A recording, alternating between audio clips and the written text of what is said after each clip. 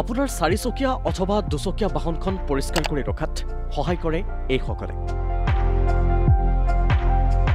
কাজিৰঙালৈ গ'লে আপুনিও সোমাই আহিব পাৰে জয় এণ্ড জ'ত।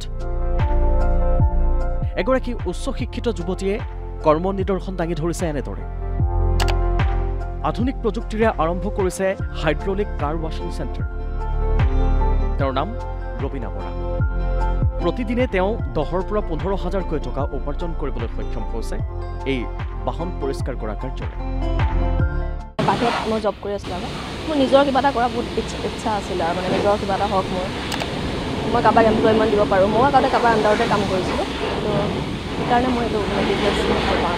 কষ্ট কৰিলেতো ফল পায় আৰু কষ্ট কৰিব লাগে আৰু স্ক'প চবৰ কাৰণে আছে। এনেকুৱা নহয় যে আজি মই কৰিছিলোঁ বেলেগৰ কাৰণে নাই। কি কৰিম বুলি ভাবি থাকিবলৈ বহি থাকিব নালাগে আৰু যি আছে কৰি যাব লাগে।